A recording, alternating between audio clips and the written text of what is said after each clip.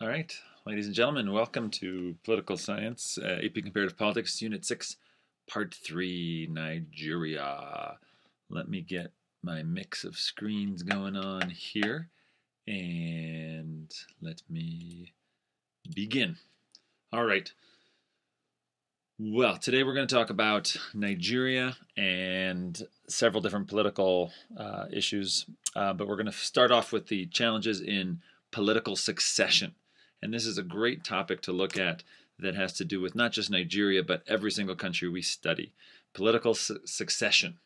How does one leader pass power over to the next set of leaders? This is really one of the most important things modern democratic governments do. How well you do it is a sign of how democratic perhaps your nation is, although we have obvious exceptions like what we just saw in China, where it was working well. And we'll get into some comparative stuff in a minute. Let's look at the definition. How do we define this term, political succession? It's the transition of power from one leader to another. All right? If we can get into a little more detailed definition, a political succession occurs when a new principal leader exercises primary control over the personnel and policy apparatus of the state.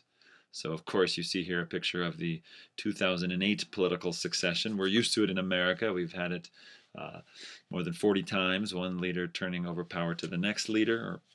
And it can be incredibly challenging in a lot of places around the world. Here's one of my favorite political cartoons of a challenge to political succession. You have the Putin puppet holding Putin, holding Medvedev, and so on and so forth. Anybody can tell me which country this is? Of course, it's 10 Downing Street, and that's Tony Blair on his way out when he's done being in government, packing up and leaving. And then, of course, Nigeria. And Nigeria has had a checkered history of political successions, going from republic to military dictatorships to civil wars to republics to dictatorships to republics and back and so on and so forth. Why is political succession so hard in so many parts of the world? Of course, it has to do with power and who's in charge, right? Gotta love the little bunny. Couple of key points. Power corrupts. We all know this, right? And the tantalizing aura of power, this idea of winner takes all, right? All of the wealth, all of the control of the state in developing countries like Nigeria. When you're gone, you lose all of that. And so the temptation to not give up that power becomes unbelievably high. There are also, of course, several different factors or fears, you could say, that are dealt with in democracies, but also in non-democracies. But we talk about this idea of leaders being feared and distrusted, right? This natural fear of tyranny. It's an American tradition, right? It goes all the way back to the beginning of the founding of our nation. There's also the important role of the voice of the people, legislative primacy, right? How important are the individual voters? And then how much practice does your nation have in terms of regular transitions and elections and that kind of business? We're not going to do this exercise, but it would be great to make a comparison. In fact, I wouldn't be surprised if you might see this on an AP exam or an AP practice exam, is looking at political succession in a country like the UK, Russia, China, thinking about how the processes take place and how complete or not complete they might be, and so on and so forth. Let's, however, get right back into Nigeria, right? And in your notes it says the Third Republic, but of course the Third Republic was an aborted one, so that's my typo, sorry. It should say the Fourth Republic. Nigeria's Fourth Republic is the one that we're going to be focusing on, of course, because it's the current one. And some of the excitement about Nigeria's Fourth Republic. This is the most recent, 1999. You see there on the left of the picture, Obasanjo, former military dictator, who then comes back and is elected president, serves his 2 terms, and then hands over power to Yar'Adua in 2007, who, unfortunately, for reasons of health, doesn't last very long, right? But these guys look like old buds, of course, very excited and ready to go. And then Yar'Adua, sick, Add that to the stresses of running the state. Then he is evacuated out of the country, refuses to hand over power to his vice president. You have the legislature then appointing the vice president, an acting president in 2010, and then finally running for election or re-election. There's Jonathan, and we'll get to that in just a little bit. Let's talk about risks. Threw a whole bunch up on the screen here for you. Risks for and where political crisis comes from when you're trying to have a smooth and orderly political succession. There are, in Nigeria in particular, and in many developing countries, a lot of these are going to be the same. Coup culture. Nigerians have been very prone to going towards military dictatorships. And it's not unusual, in part because there's often been so much support for the military overthrowing an unpopular government. Add to this, you have ethnic tensions and strife, religious conflict, Muslim versus Christian. You have economic crises, especially if there's an oil shock. You have, of course, an illiberal democracy where the election results are fraudulent at almost every single time. And then finally, a lack of consolidation of power. Let's now get into the nitty-gritty of Nigeria and its political functioning. So that was sort of one of those terms that is great to look at in Nigeria in particular, but we might be talking about it in all kinds of different contexts. And here we're going to look at Nigeria being one of the great examples to study in AP Comparative Politics because, of course, of the issue of the diversity of systems. In your notes I wrote vacillation. It's gone back and forth from democratic to military to democratic to military to democratic, right? It's also had a parliamentary and a presidential, and it's got this interesting thing called shifting federalism that we'll talk about later. At some points the presidents have been more powerful. At other points we have what's called gubernatorialism, which is the power of the governors. They claim to be a democracy, but I'm going to have to go with substantive somewhere between, substantive and procedural democracy, striving to be substantive, but hasn't quite reached that, right? The next thing I want to look at is some key vocabulary. These are some fancy words that you really want to make sure that you get down. Patrimonialism, prebendalism, rent-seeking, clientelism. If you look towards the back of your notes, all of these I've defined for you, so you don't have to go and look them up. But I would really encourage you to maybe cut them out, photocopy them, put them on note cards, review them. They're all a little bit of the same thing, and you don't need to worry too much about being able to tell one from the other. That's not the point. But the point is understanding these as concepts, because they all help to explain Nigeria. And they all have to do with this idea of leaders depending on their supporters, whereas at the same time the supporters depend on the leader to receive whether it's money, access to contracts, or all kinds of benefits, right? Prebendalism was a word kind of created specifically for Nigeria, but is now used in other contexts as well.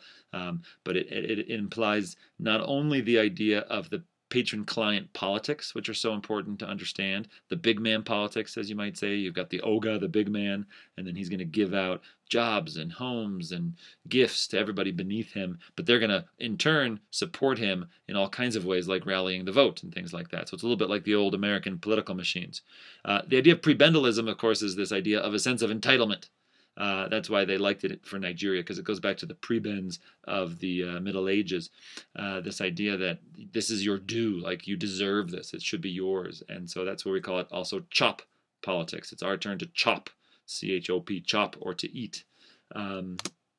Yes, I'm going to escape from the show to make sure that we are still broadcasting, and we are in fact still broadcasting, so I will continue on. Good news in Nigeria, yay! The development of democratic institutions. In spite of mismanagement, in spite of the military dictatorships and the coups, there is a lot of good going on in Nigeria and in Nigerian politics. And so let's just go through real quick. Nigeria has managed to maintain a diverse and independent free media for most of its history, with one brief exception, and you can probably guess it's the good old Abacha days. There's also been a long history of an educated and critical elite that has played a key role in pushing for more democracy in Nigeria. The human rights organizations have been thriving, and there's a lot of them, and they're active. We do have a growing middle class in Nigeria, and in fact a respected legal profession, lawyers, judges. That said, of course, there's been enormous amounts of corruption. And none of these should be taken to overstate the fact that Nigeria is also seriously struggling to maintain a responsible and respectable democracy. But we'll get into that. Oh, and one more thing to add, of course, where it says also in your notes, 2/3 or more even of eligible voters in Nigerian elections have been showing up to vote. So they have a higher voting turnout than we here in America have, and I believe even higher than United Kingdom as well. Take these positives and let's throw in the negatives. And there's a lot of them. Here's just 3 quick ones. Some of the key problems that we'll see are going to deal with these 3 topics: political instability, ethnic conflict, and bureaucratic corruption. Hopefully we'll get into all of these as we move along today and in other contexts. So let's look at the actual institutions in Nigeria. All right. You could say Nigeria has 4 constitutions in its history. That's a lot more than actually I think most of the countries we've studied so far. You might even see in a text or 2 that there's been 6 constitutions because you can count their colonial constitutions. Actually, there's even 4 more constitutions. So I saw one book said that they had 10 constitutions, which leads to a lot of complexity and confusion sometimes. But in general, we now count the 4 republics, First Republic through the Fourth Republic. And we'll just give you a brief overview of each of these republics. The First Republic in Nigeria was a parliamentary republic, and it's the only one that's been parliamentary. One of their problems was that it was purely regional. Each region had its parties, and the North had an enormous amount of dominance. If you added the East and the Western seats together, they still couldn't actually outvote the North. And so that led to a lot of frustrations, and we weren't surprised to have a military come in and eventually turn power back over to the civilians in the Second Republic. And here they copy the old American model. And in fact, it was really following very closely the American Constitution and having a presidential system. But one of the key things they brought in was the start of this very important concept that you will see again called the federal character principle. The federal character principle was this idea of it was important that both the political parties and the cabinet, the ministers, really reflect the diversity of the nation. All right, so you had to, your parties had to be registered in 2/3 of the states.